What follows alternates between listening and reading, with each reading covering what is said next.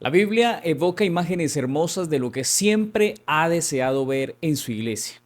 La iglesia, que es la esposa de Cristo, se ve identificada en varios momentos de la historia. Y en esta semana lo veremos con la lección número 3, imágenes tomadas del matrimonio. Soy el pastor José Reño y te invito a que me acompañes en este estudio.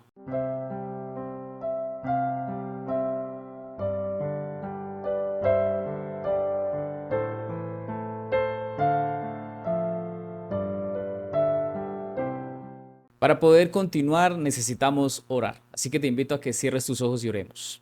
Querido Padre, te damos muchas gracias por este estudio que una vez más nos permites. Y ahora, Señor, al abrir tu palabra, al poder repasar esta semana la lección, te pedimos, Señor, tu compañía. Bendícenos, guíenos y oriéntanos hacia toda verdad. Te lo pedimos en el nombre de Jesús. Amén. Bueno, mis amados, como siempre, empezamos leyendo nuestra cita para memorizar en esta semana que aparece en el libro de Apocalipsis, capítulo 19, versículo 9. Y él me dijo, escribe, bienaventurados los llamados a la cena de las bodas del Cordero. Además me dijo, estas son palabras verdaderas de Dios. El matrimonio instituido por Dios es una representación de su amor inagotable para toda la humanidad. A pesar de que el pecado ha afectado a la institución, sigue siendo todavía un reflejo de ese pacto divino que Dios hizo en el Edén. En el amor que encontramos de Dios desde un principio, se da también representado en ese matrimonio que tiene Dios para Adán y Eva. Y el matrimonio tiene varios propósitos y se va a ver una relación en esta semana de esa relación que debe haber entre el esposo y la esposa, entre Cristo y la iglesia. El primer propósito que Dios tiene a través de este matrimonio es que el esposo debe amar a su esposa como Cristo amó a la iglesia. ¿Cómo la amó? Entregándose por ella. En segundo lugar, vemos que el amor o el matrimonio debe tener un amor que es sacrificial. Es un amor que purifica el hogar, que ayuda a que a través del poder de Dios el esposo y la esposa puedan mantenerse en unidad. En tercer lugar, el matrimonio debe reflejar la santidad y la unidad con Dios. En cuarto lugar, la relación matrimonial se ve identificada a través de la fidelidad y el compromiso. Cada una de estas características reflejan el amor de Dios hacia su iglesia y de cómo nosotros nos vemos confrontados a amar, si estamos casados, a nuestras esposas o los esposos o las esposas a amar a sus esposos. El amor de Cristo por su iglesia es incondicional. Está dispuesto a darlo todo por su redención. Y así también el matrimonio debe estar basado en el sacrificio, debe estar basado en la entrega mutua. Pero quiero que vayamos y leamos lo que dice el libro de Oseas, capítulo 2, versículos 19 y 20. Y te desposaré conmigo para siempre, te desposaré conmigo en justicia, juicio, benignidad y misericordia. Y te desposaré conmigo en fidelidad y conocerás a Jehová. Oseas ilustra la relación de Dios con su pueblo que es infiel. A pesar de que se alejaba, el Todopoderoso estaba dispuesto a restaurarlo con amor eterno, con misericordia infinita. Este pasaje es una de las declaraciones más sublimes del amor de Dios hacia nosotros o hacia su pueblo. El amor de Dios permanece a pesar de la traición, permanece a pesar de que le fallamos y siempre aparece la restauración, que siempre se dará si nos confesamos, si reconocemos nuestras faltas y si acudimos al Señor con arrepentimiento. El amor de Dios es tan maravilloso que cada vez que nos equivocamos, pero buscamos incesantemente una ayuda de Dios, el Señor nos perdona y se reconcilia con cada uno de nosotros. Pero Apocalipsis capítulo 19 aparece en el versículo 7 al 9 lo siguiente: gocémonos y alegrémonos y démosle gloria, porque han llegado las bodas del Cordero, y su esposa se ha preparado, y a ella se le ha concedido que se vista de lino fino, limpio y resplandeciente, porque el lino fino es las acciones justas de los santos. Aquí se puede ver que la iglesia es representada, o es mejor, presentada como la esposa de Cristo. Y dice allí el texto que hay gozo, hay alegría, porque allí se celebra el banquete que simboliza la redención consumada para el pueblo que se preparó y que estará en el reino de los cielos. Estas bodas del Cordero son la culminación del plan divino de la redención. Como iglesia debemos prepararnos con pureza y fidelidad, anticipando el glorioso día en que nos uniremos eternamente con nuestro Salvador. Sabes, el matrimonio es el reflejo terrenal de una relación celestial. Que esta lección nos ayude a comprender mejor el amor divino y a fortalecer nuestras relaciones en la tierra, con la mirada puesta no en las cosas de este mundo, sino en la gloriosa boda del Cordero. La lección del domingo, una carne. A través del testimonio de las Escrituras, vemos cómo el matrimonio, podemos ver allí elementos importantes de lo que refleja el carácter de Dios. Ese carácter que muestra ese amor incondicional, esa fidelidad y la entrega por su iglesia. Pocas metáforas bíblicas subrayan tanto la intimidad de la relación que el Señor anhela tener con la humanidad como la que hace a través del matrimonio. Esta imagen es recurrente en las Escrituras y se destaca en el Apocalipsis, lo que resalta también la necesidad de comprender ese significado teológico y espiritual que tiene el matrimonio y lo que Dios quiere para nosotros a través de este ejemplo. Vamos a iniciar leyendo lo que dice Génesis capítulo 2, versículo 23 al 25. Dijo entonces Adán: esto es ahora hueso de mis huesos y carne de mi carne. Esta será llamada varona, porque del varón fue tomada. Por tanto, dejará el hombre a su padre y a su madre, y se unirá a su mujer, y serán una sola carne. Y estaban ambos desnudos, Adán y su mujer, y no se avergonzaban. En el Edén, Dios estableció la unión matrimonial como un reflejo de su relación con la humanidad. Adán reconoce en Eva a alguien igual a él en esencia, y su unión es descrita como una sola carne. El matrimonio no es una construcción cultural o social, sino es una institución establecida por Dios con un propósito trascendental. A través de la unión del hombre y la mujer se refleja la imagen del Creador, se da la completa o la perfección del ser humano. Cuando nos unimos a o el esposo a su esposa o la esposa a su esposo. Cuando el matrimonio es una realidad y se vive según el modelo divino, se convierte en una fuente de bendición y crecimiento tanto espiritual como también emocional, social y de todo tipo. Pero vamos a lo que dice Efesios capítulo 5, versículo 29 al 32. Porque nadie aborreció jamás a su propia carne, sino que la sustenta y la cuida, como también Cristo a la iglesia, porque somos miembros de su cuerpo, de su carne y de sus huesos. Por esto dejará el hombre a su padre y a su madre y se unirá a su mujer, y los dos serán una sola carne.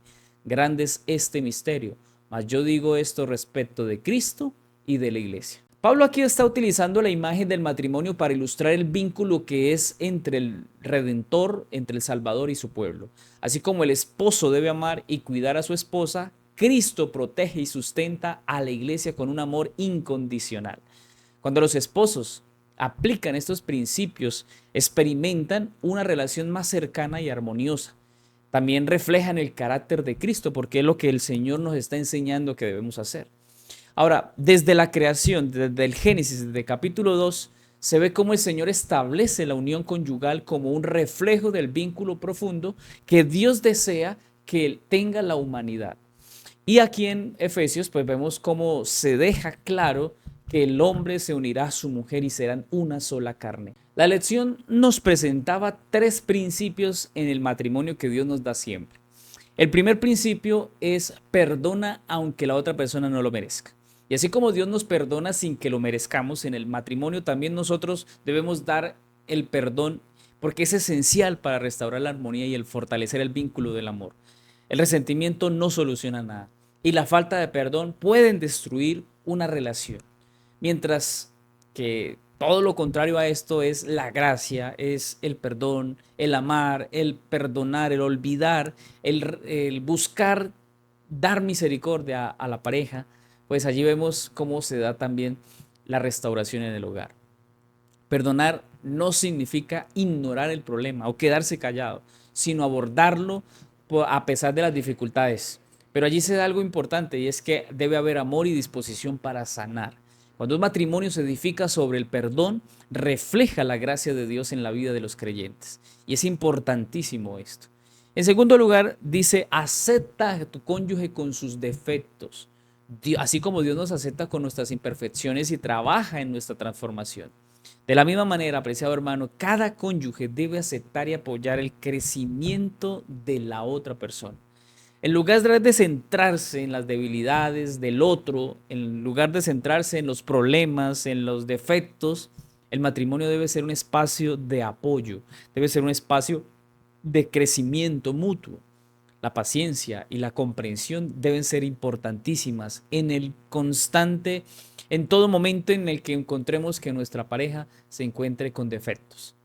No es fácil que los cambie de un día para otro, pero debemos tener paciencia y debemos ayudar a que la otra persona sienta que le apreciamos y que lo apoyamos y que sabemos que aunque tenga defectos, le amamos. Este principio refleja la manera en que Dios nos moldea con amor y paciencia. En tercer lugar, valora a tu cónyuge más que a ti mismo. Esto se basa en el mandamiento de amar a tu prójimo. Jesús nos valoró más que a nosotros, más que a sí mismo. Y lo hizo de una manera tan impresionante que el Señor se valoró más que a él porque se sacrificó en la cruz. De igual forma en el matrimonio, el amor debe ser sacrificado, debe expresarse en el servicio, en la entrega, debe ser priorizado para dar el bienestar al otro. Debo sacrificarme a mí para dar al otro y ser que la otra persona sea feliz. Cuando ambos cónyuges adoptan esta postura, el matrimonio se convierte en un reflejo del amor de Cristo. La humildad y la generosidad fortalecen esa relación y fomentan un ambiente de servicio, de respeto, de amor incondicional, de darse al uno al otro sin condiciones, sin importar cómo esté, qué me haya hecho.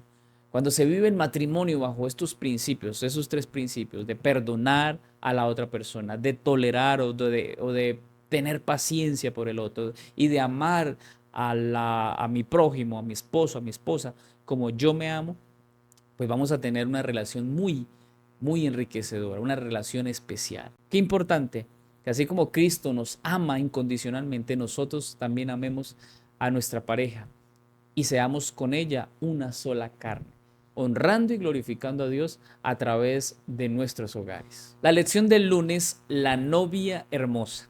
En este estudio revisaremos lo que dice el capítulo 16 de Ezequiel. Allí se despliega una conmovedora metáfora del cuidado divino. Dios en su inmenso amor rescata a una criatura que es despreciada y la transforma en una reina. Esta historia ilustra cómo el Altísimo embellece con su gracia lo que el mundo desecha. En primera instancia, veremos que Dios ve valor donde otros ven desecho. Veamos lo que dice Ezequiel capítulo 16, versículo 4 y 5. Y en cuanto a tu nacimiento, el día que naciste no fue cortado tu ombligo, ni fuiste lavada con aguas para limpiarte, ni salada con sal, ni fajada con fajas. No hubo ojo que se compadeciese de ti para hacerte algo de esto, teniendo de ti misericordia, sino que fuiste arrojada sobre la faz del campo con menosprecio de tu vida en el día que naciste. El profeta describe a Jerusalén como una recién nacida, abandonada y rechazada, sin cuidados básicos. Y se muestra aquí cómo es despreciada por completo. Esta imagen representa al pueblo que no tiene identidad, que está sin protección, que está sin futuro. Sin embargo, el Altísimo en su infinito amor pasa y la ve, no con indiferencia, sino con compasión. Y aquí hay algo hermoso porque Dios no llama a los capacitados, capacita a los llamados. Y el Señor no escoge por mérito, sino que transforma a quien escoge. En segunda instancia veremos cómo se da el cuidado divino que transforma la miseria en hermosura. Veamos lo que sigue diciendo el texto. Y yo pasé junto a ti y te vi sucia en tus sangres. Y cuando estabas en tus sangres te dije, vive. Sí, te dije, en tus sangres vive. Te hice multiplicar como la hierba del campo, y creciste y te hiciste grande, y llegaste a ser muy hermosa. Tus pechos se habían formado y tu cabello había crecido, pero estabas desnuda y descubierta. Y pasé yo otra vez junto a ti y te miré, y he aquí que tu tiempo era tiempo de amores, y extendí mi manto sobre ti y cubrí tu desnudez, y te di juramento y entré en pacto contigo, dice Jehová el Señor, y fuiste mía. Te lavé con agua y lavé tus sangres de encima de ti, y te ungí con aceite, y te vestí de bordado, te calcé de tejón, te ceñí de lino y te cubrí de seda. En este contexto se ve cómo hay un proceso de limpieza, de ayuda, donde se limpia, donde se unge, donde se viste y donde se adorna a la mujer. Cada acción está cargada de ternura y se ve una transformación progresiva. Primero, la vida, luego la dignidad y finalmente el esplendor. Aquí se ve una imagen y es de la mujer que florece bajo el cuidado constante del esposo celestial. Esta metamorfosis no tiene paralelo.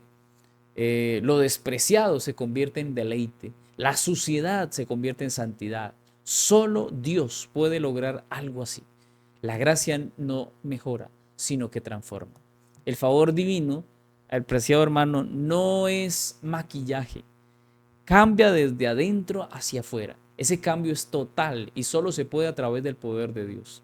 Pero sabe que el texto sigue diciendo algo más. Mira lo que sigue diciendo el versículo 11 al 14. Te atavié con adornos y puse brazaletes en tus brazos y collar a tu cuello. Puse joyas en tu nariz, zarcillos en tus orejas y una hermosa diadema en tu cabeza. Así fuiste adornada de oro y de plata, y tu vestido era de lino fino, seda y bordado. Comiste flor de harina, miel y aceite, y fuiste hermoseada en extremo. Prosperaste hasta llegar a reinar. Y salió tu renombre entre las naciones a causa de tu hermosura, porque era perfecta a causa de mi hermosura que yo puse sobre ti, dice Jehová el Señor. La belleza que se ve aquí de la novia es una belleza que se convierte en una belleza perfecta, pero inmediatamente aclara que no era una belleza suya, sino que era a causa de la hermosura que se le había dado. Esto confronta con una verdad central. Todo lo admirable que hay en nosotros viene solamente del Señor. La iglesia, como la novia simbólica, no se adorna a sí misma. Es Dios quien la embellece con justicia, con misericordia y con amor. Pablo lo confirma en 2 Corintios capítulo 5, versículo 21. Al que no conoció pecado, por nosotros lo hizo pecado, para que nosotros fuésemos hechos justicia de Dios en él. La hermosura espiritual que tenemos nosotros no es autogenerada, sino que es divinamente imputada.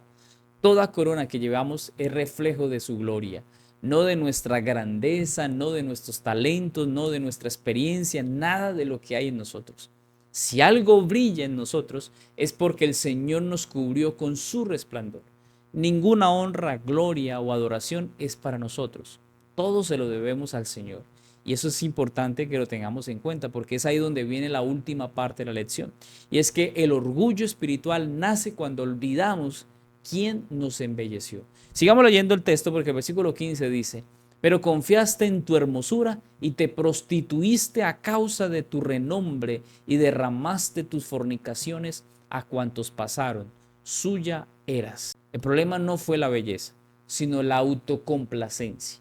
El pueblo cayó en la trampa del orgullo espiritual, olvidando que todo lo que era y tenía provenía del esposo. Esta advertencia sigue vigente porque cada vez que creemos merecer el favor celestial, corremos el riesgo de profanar lo que se nos dio por gracia.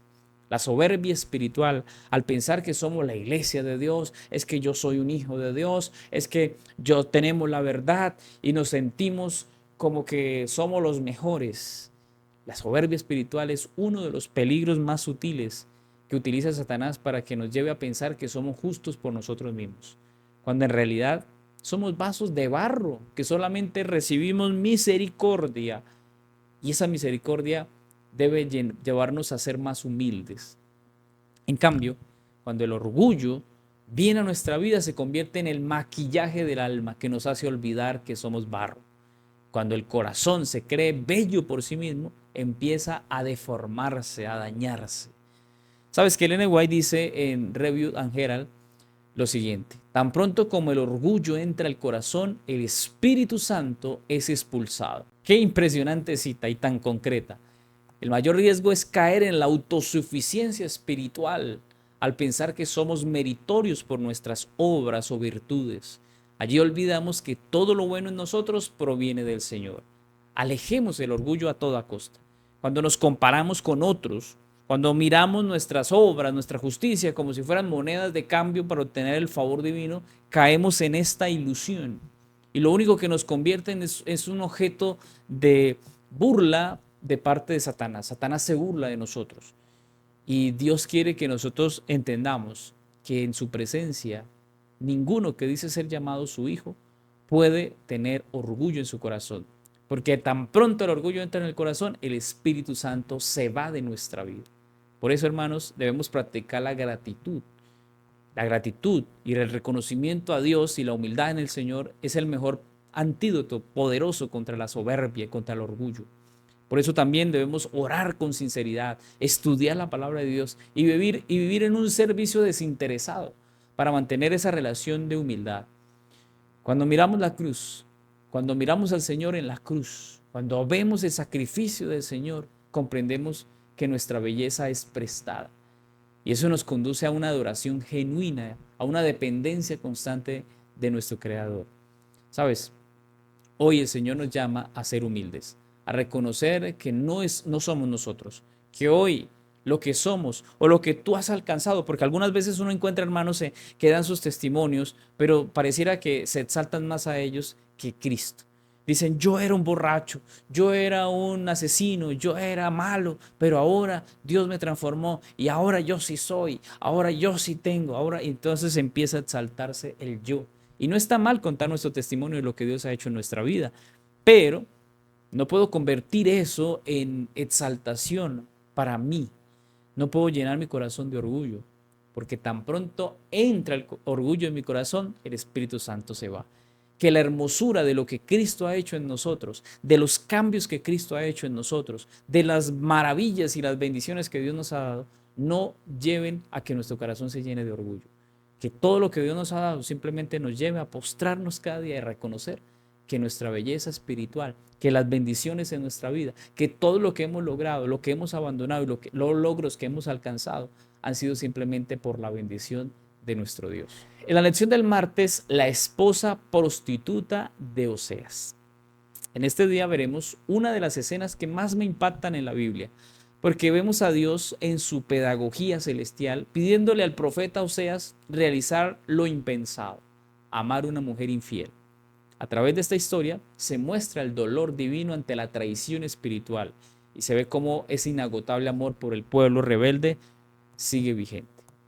Vamos a ver lo que dice Oseas capítulo 1, versículo 2.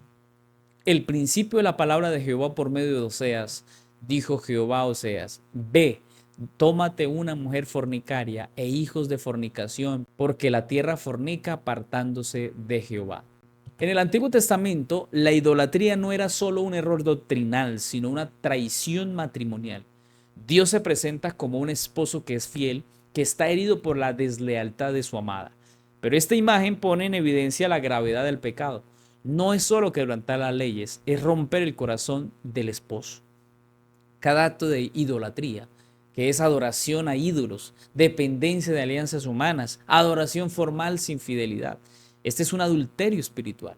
La infidelidad a Dios no se limita solamente a Israel, también se manifiesta en la iglesia actual cuando pierde su primer amor. Ellen White dice en el siguiente manuscrito 145, una sola transgresión de la ley de Dios, aún el detalle más pequeño, es pecado. Piensa en este momento cuántas veces con nuestras actitudes, nuestras acciones, nuestros malos pensamientos hemos ofendido a Dios. Creo que son muchos. Pero mira lo que dice el libro de Oseas en el capítulo 3, versículo 1. Me dijo otra vez Jehová, ve, ama a una mujer amada de su compañero, aunque adúltera, así como ama Jehová a los hijos de Israel, los cuales miran a dioses ajenos y aman tortas de pasas. El Eterno, el Todopoderoso, conmovido en lo más profundo, se compara con ese esposo, con Oseas, que aún traicionado, ama sin reservas a esa mujer que se prostituye, a esa iglesia que se va detrás de otros dioses, a esa iglesia que está vendida al pecado. Esta figura conmovedora humaniza el dolor divino, porque Dios siente, Dios no quiere que el ser humano se pierda, sino que procedamos al arrepentimiento, que lo busquemos a Él y que vivamos en relación con Él. Y Dios se siente herido cuando la iglesia actúa de una manera indiferente. La traición espiritual hiere a Dios y aún así Dios nos ama. Esa fidelidad es muy grande porque a pesar de nuestro pecado el Señor nos recibe todavía. El profeta no solo debía predicar este mensaje, ahora dice la Biblia, debes ir y casarte con una mujer prostituta, con una ramera. Así que el mensaje no solamente debía predicarlo, sino que también debía vivirlo, debía experimentarlo en carne propia. Quizás así podría entender un poco lo que Dios quería o lo que Dios sentía más bien. Sabes, somos la esposa de Dios, somos su deleite, somos su más grande deseo, pero Dios sabe que como iglesia le hemos fallado. Y sabes que aquí la cruz es el altar donde el esposo fiel redime a esa esposa infiel. Cristo murió no por una iglesia pura, sino para purificarla con su amor eterno. Necesitamos reconsiderar un poco nuestra manera de amar, porque es probable que hable a un esposo o a una esposa herida, divorciada y con mucho dolor en su corazón, con mucho rencor en su corazón. Esta lección es para ti, porque Dios pide amar sin reservas, así como se lo pidió a Oseas. Imagínate la solicitud de Dios, ve y cásate con una ramera y ten hijos con ella. Y cuando se va, le dice, ve, búscala, perdónala y vuelve con ella. Volver a amar a quienes nos hicieron daño, a los quienes no nos quieren. Es una manera difícil, es una cuestión complicada, pero Dios pide que sean restituidos los lazos del amor. No sé si estoy hablando a alguien que posiblemente en este momento acaba de divorciarse, acaba de salir de un matrimonio o está viviendo un momento difícil, un caos, una tormenta en su hogar. Sabes, hay solución. Dios quiere ayudar. Pero así como el esposo, identificado a través del Señor Jesús, vino al altar a sacrificarse, a entregar todo para que el matrimonio entre la iglesia y Dios se salvara, que era la única forma de haber un sacrificio para poder dar restauración a eso que se había dañado. Es la manera en que también nosotros en el hogar debemos saber hacer sacrificios, entregarnos al matrimonio, dejar a un lado el orgullo, dejar a un lado la prepotencia, el rencor, el pasado y volver a empezar. Es necesario. Hay solución si dejamos todo en las manos de Dios.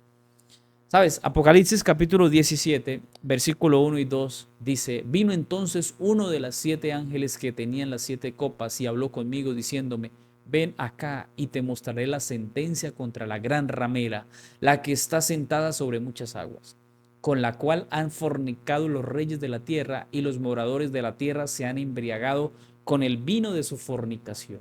En Apocalipsis 17 y 18 se da la simbología y se intensifica porque allí se habla de la gran ramera que representa una iglesia corrupta, infiel, que no aceptó a Cristo, que vendió la verdad, que fue aliada con los poderes del mundo.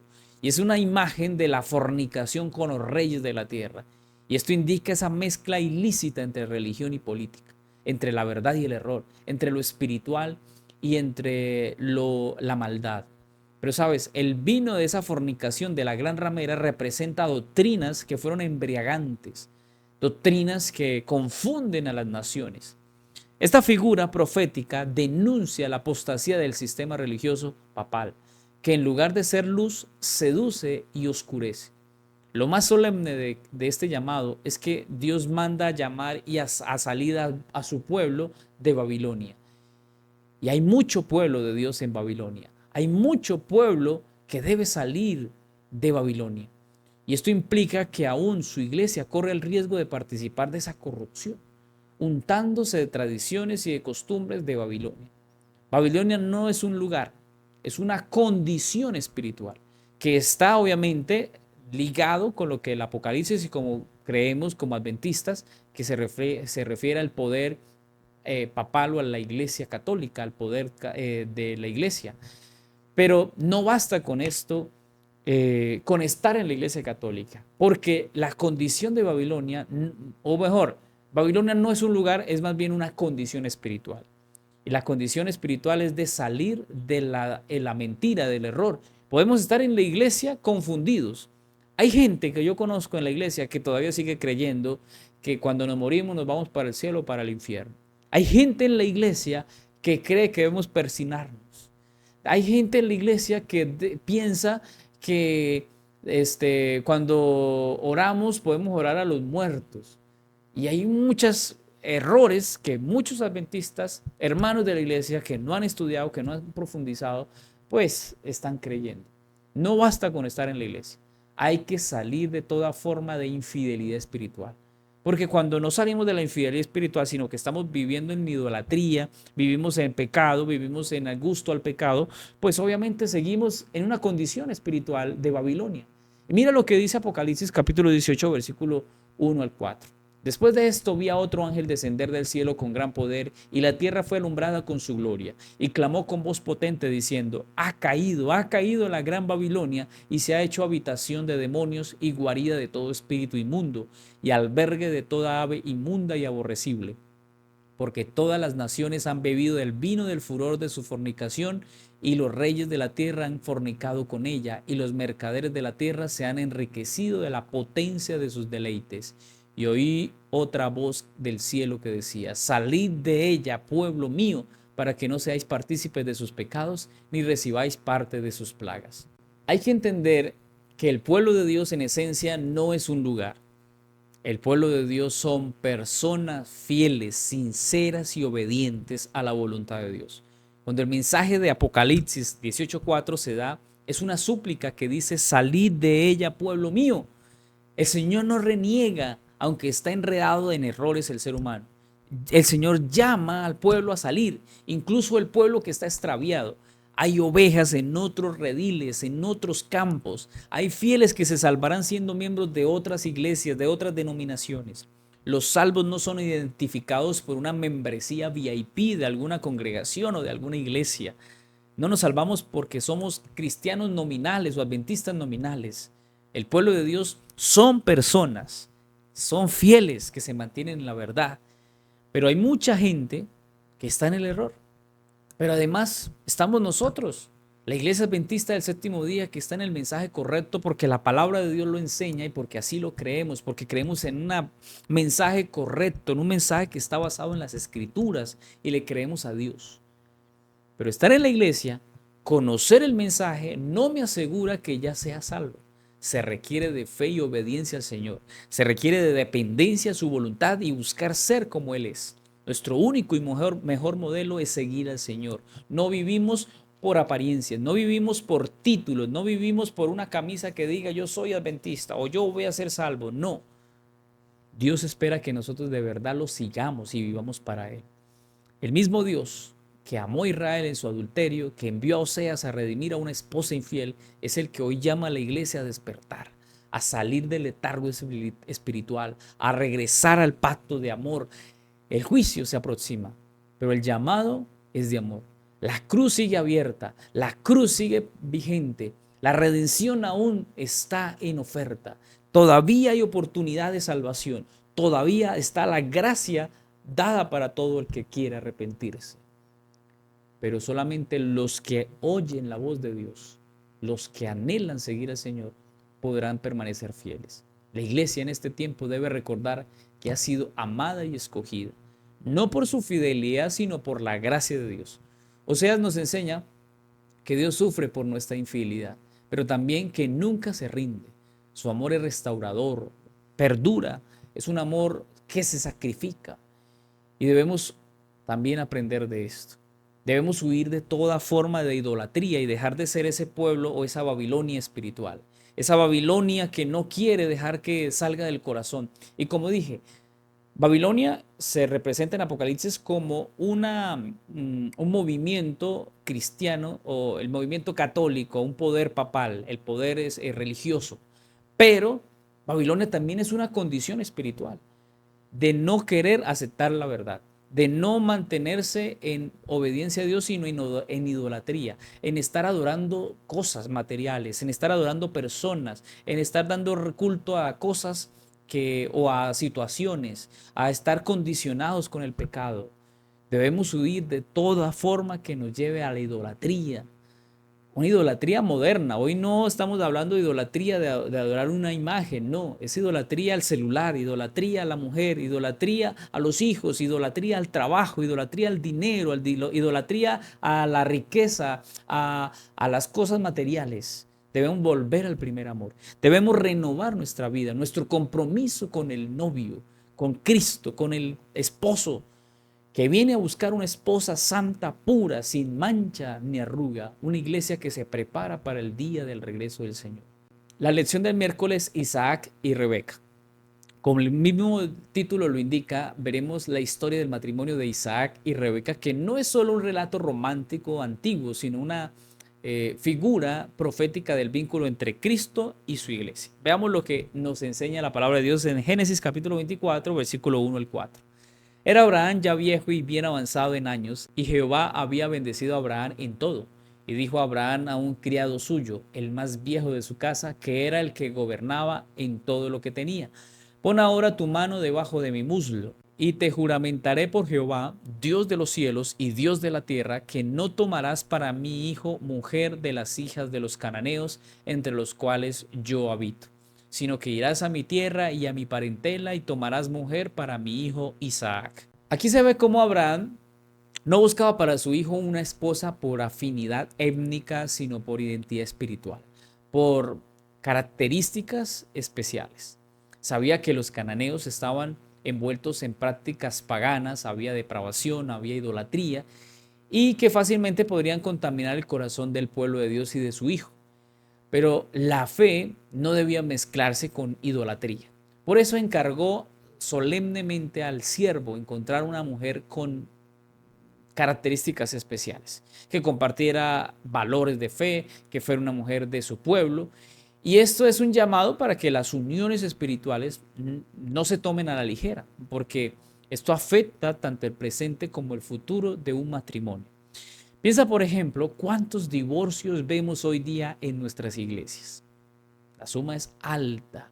Y quizás estoy hablando a una persona que ya se divorció una, dos, tres veces. ¿Cuántas malas elecciones se han dado y hoy afectan a la iglesia? Porque la elección de pareja, tanto en lo literal como en lo espiritual, debe ser guiada por los principios del cielo, no por las pasiones humanas, no por emociones, ni por apariencias, sino por la dirección de lo que Dios dice. No os unáis en yugo desigual. ¿Cuánto yugo desigual hay en la iglesia? Es triste ver eso. ¿Cuántos divorcios se han dado? ¿Cuántas malas elecciones hemos tomado? Y es importante dejar que sea Dios quien nos guíe. Génesis capítulo 24, versículos 57 al 60 dice: entonces respondieron, llamemos a la joven y preguntémosle. Y llamaron a Rebeca y le dijeron, ¿irás tú con este varón? Y ella respondió, sí, iré. Entonces dejaron ir a Rebeca, su hermana, y a su nodriza, y al criado de Abraham, y a sus hombres. Y bendijeron a Rebeca, y le dijeron, hermana nuestra, sé madre de millares, y posean tus descendientes la puerta de sus enemigos. Entonces se levantó Rebeca y sus doncellas, y montaron en los camellos, y siguieron al hombre, y el criado tomó a Rebeca, y se fue. Me llama la atención la actitud de Rebeca, porque ella no fue obligada, pero cuando se le preguntó, su respuesta fue firme y fue clara. Sí, yo voy a ir. Esta declaración declara o refleja la respuesta voluntaria de la iglesia al llamado divino del esposo. Dios nunca fuerza el corazón humano, más bien lo invita a unirse en su amor, a vivir de las bendiciones que Él nos da. Rebeca toma una decisión, deja su tierra, su parentela y sigue a ese amado, sin conocerlo, sin verlo, y busca a ese amado, a Isaac. Así también como la iglesia deja el mundo para unirse a seguir al Cordero, a seguir a Cristo, a seguir al esposo, también esto nos ilustra la actitud que todos debemos tener cuando el Señor Jesús nos llama. Y nos llama a una entrega libre, sin condiciones, abandonando el pasado, abandonando todas las cosas que hemos tenido. Y debemos seguir al Señor con fe en lo que Él ha preparado para nosotros. Lo que el Señor ha prometido ha sido maravilloso, ha sido especial. Solamente tenemos que avanzar. Pero sabes, continuando con el relato, mira lo que sigue diciendo. Y venía Isaac del pozo del vientre que me ve, porque él habitaba en el Negueb. Y había salido Isaac a meditar al campo a la hora de la tarde. Y alzando sus ojos miró, y he aquí los camellos que venían. Rebeca también alzó sus ojos y vio a Isaac y descendió del camello, porque había preguntado al criado, ¿quién es este varón que viene por el campo hacia nosotros? Y el criado, habiendo respondido, este es mi señor. Isaac estaba en el campo haciendo lo que todo buen cristiano hace. Estaba meditando, estaba estudiando la Biblia. Y cuando él ve acercarse a Rebeca, pues la espera con una manera especial. Y esa espera que tanto simboliza la paciencia, pues muestra también la paciencia y la expectativa que el Señor tiene para con todos nosotros, con su pueblo. Y así como Isaac sale al encuentro de Rebeca, Cristo saldrá a recibir a su iglesia en las nubes del cielo. El Señor vendrá a recibir a su iglesia. Esta escena sagrada, especial, esta solemne encuentro apunta al gran día, al reencuentro que tendremos con nuestro Salvador. Cómo el Señor nos recibirá y recibirá a todo su pueblo, a esa amada esposa. Cada detalle de este relato que vemos entre Rebeca e Isaac es sombra de lo que se hará en ese plan de salvación, en ese plan de redención en donde Dios traerá a su pueblo. Pero sabes, el texto sigue diciendo algo muy importante. Entonces el criado contó a Isaac todo lo que había hecho. Y la trajo Isaac a la tienda de su madre Sara y tomó a Rebeca por mujer y la amó. Y se consoló Isaac después de la muerte de su madre. Qué lindo poder ver este texto porque este amor no fue solamente emocional, ni siquiera fue físico porque no se habían visto y ella sí aceptó ir. Pero este amor fue algo especial porque fue reparador para Isaac. Y así como Rebeca trajo consuelo a este hombre, Dios traerá consuelo a su iglesia a través de todas las pérdidas que hemos tenido en esta tierra. A pesar del dolor, a pesar de la muerte, a pesar del pecado, en Cristo encontramos el amor que llena el vacío del alma. Solo en el Señor encontramos fortaleza. Pero sabes, el plan divino para con su iglesia no solo es redimirla, sino también consolarla, colmarla de afecto y restaurar lo que el pecado ha destruido. En la lección del jueves, la prostituta es juzgada. El juicio de la gran ramera y de las bodas del Cordero no son eventos separados, son dos caras del mismo acto divino de justicia y amor. Mientras se ejecuta el juicio sobre el mal, se celebra la unión eterna entre Cristo y su iglesia. Ya vimos lo que pasará con la gran ramera y lo que la siguen, pero veamos lo que le espera a esa amada esposa.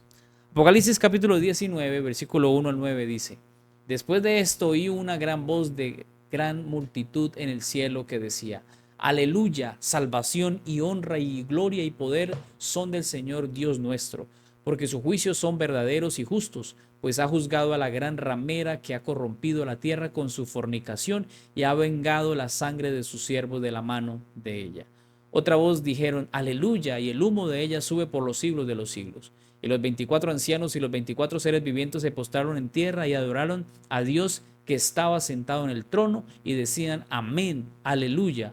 Y salió del trono una voz que decía: Alabad a nuestro Dios todos sus siervos y los que le temáis, así pequeños como grandes. El capítulo 19 de Apocalipsis abre con una adoración que es estruendosa y multitudes angelicales, seres angelicales, los ancianos y seres vivientes se unen en un coro que repiten una poderosa palabra: aleluya. Y sabes, aleluya es la primera vez en este capítulo 19 que se menciona, es la primera vez que se da esa expresión que aparece en el Nuevo Testamento. Y lo hace para proclamar la gloria de nuestro glorioso Dios por su justicia ejecutada sobre la gran ramera. La ramera representa un sistema de religión que es corrupto, que es apóstata, que ha reemplazado la fidelidad a Dios por alianzas políticas, que se ha vendido al pecado, que ha dejado que las alianzas económicas sean cambiadas por las espirituales. Este sistema religioso dado por la Iglesia Católica, por el Imperio Romano, papal, pues ha perseguido a los fieles y ha propagado la idolatría, ha generado castigo y es la gran ramera que recibirá castigo. El humo que sube por los siglos simboliza también la permanencia del juicio sobre el mal. El pecado no se repetirá más. El universo, al ver que ahora se alaba al Señor, se da la aclaración de que ahora reina la rectitud y que ahora será todo restaurado. Y sabes, el texto, el versículo 6 del capítulo 19 dice: Y oí como la voz de una gran multitud, como el estruendo de muchas aguas y como la voz de grandes truenos que decía: Aleluya, porque el Señor nuestro Dios Todopoderoso reina. Gocémonos y alegrémonos y démosle gloria, porque han llegado las bodas del Cordero y su esposa se ha preparado. Y a ella se le ha concedido que se vista de lino fino, limpio y resplandeciente, porque el lino fino es las acciones justas de los santos. Y el ángel me dijo, escribe, bienaventurados los que son llamados a la cena de las bodas del Cordero. Y me dijo, estas son palabras verdaderas de Dios. Esta imagen nupcial expresa una profunda verdad espiritual. Cristo se une eternamente con la iglesia purificada, esa iglesia redimida por su sangre, esa iglesia que ha luchado y ha perseverado hasta el fin. La esposa no es perfecta en sí misma, sino porque ha sido adornada con el lino fino que simboliza las acciones justas y de esa relación viva que ha tenido con el Señor. Solamente así puede mantenerse firme y fiel. Pero sabes, allí se da en ese capítulo la alegría celestial. Se alcanza su punto máximo. Se ha acabado ya la lucha, el dolor, el sufrimiento. Y la iglesia que ha sufrido y ha perseverado ahora entra en el gozo de su Señor. El rey se casa con su reina y todos los redimidos son los bienaventurados invitados a esta cena eterna. Este momento, hermanos, es el clímax del plan de redención. El Señor Jesús no solo ha vencido al enemigo, sino que ha ganado el corazón de su iglesia.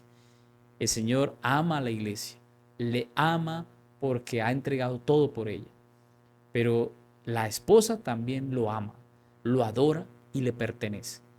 Y Él, que es el novio divino, ha esperado pacientemente para tenerla consigo, para llevarla con ella para siempre. Y es ahí donde aparece Apocalipsis capítulo 21, versículo 1 al 4. Vi un cielo nuevo y una tierra nueva, porque el primer cielo y la primera tierra pasaron, y el mar ya no existía más. Y yo, Juan, vi la santa ciudad, la nueva Jerusalén, descender del cielo de Dios, dispuesta como una esposa ataviada para su marido.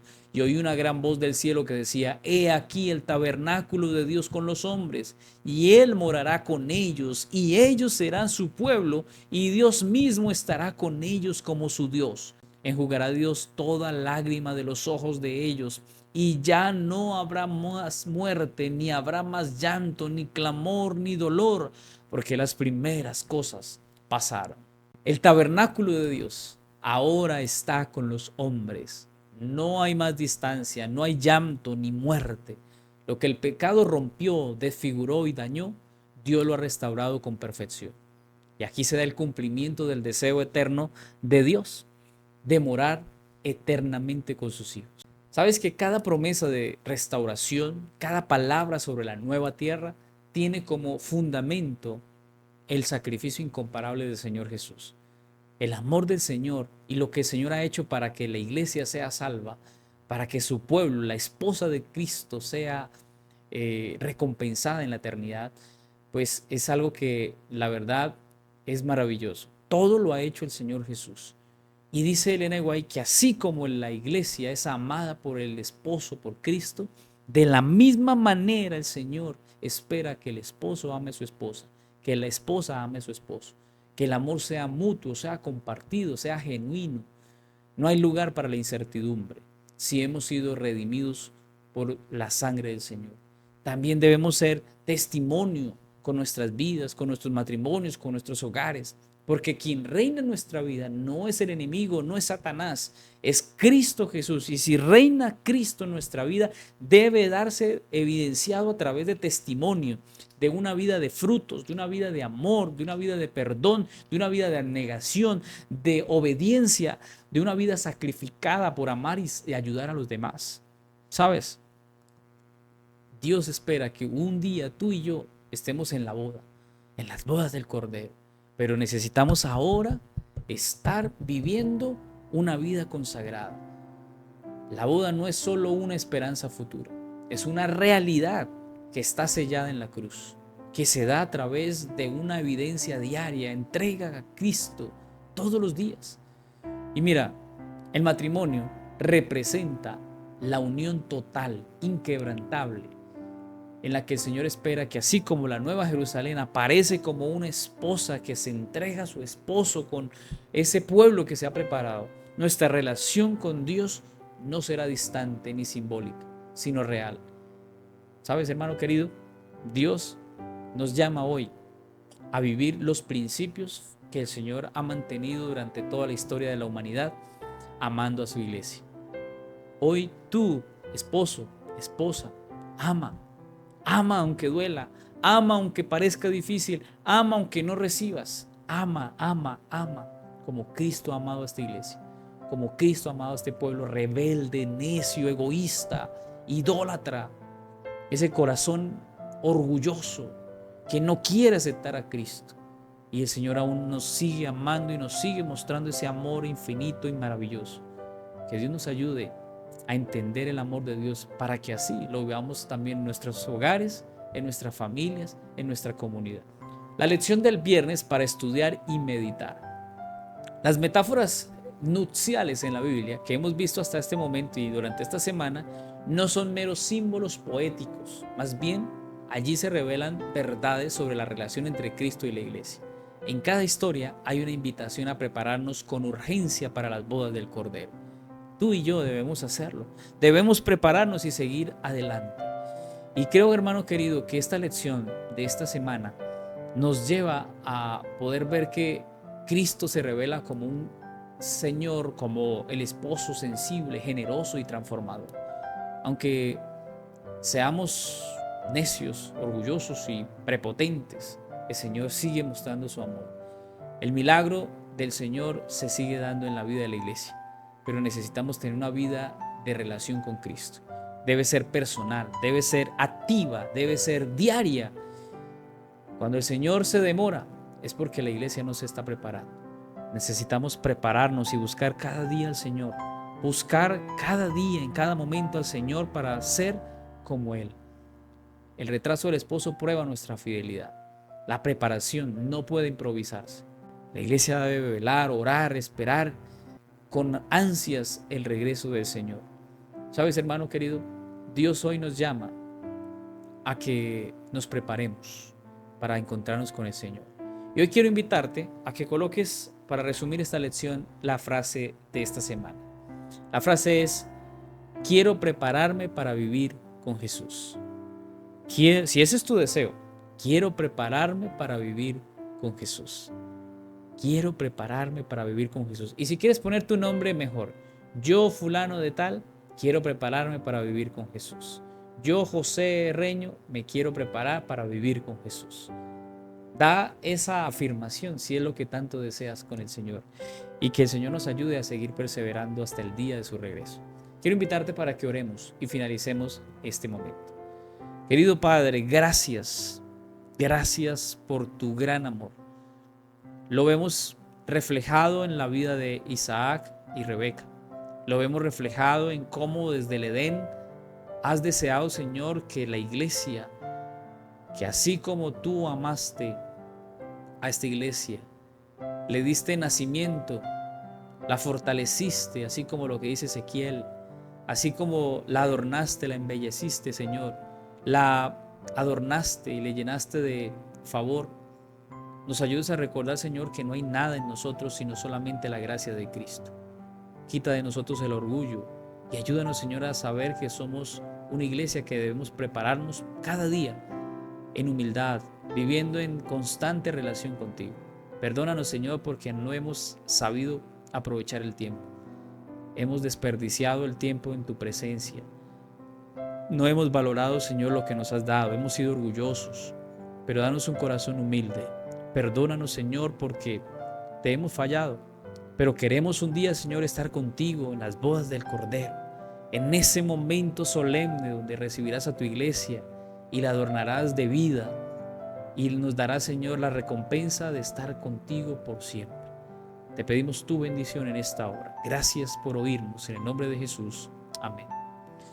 Mi amado hermano, gracias por este acompañamiento en esta lección. Esperamos haya sido de bendición para tu vida.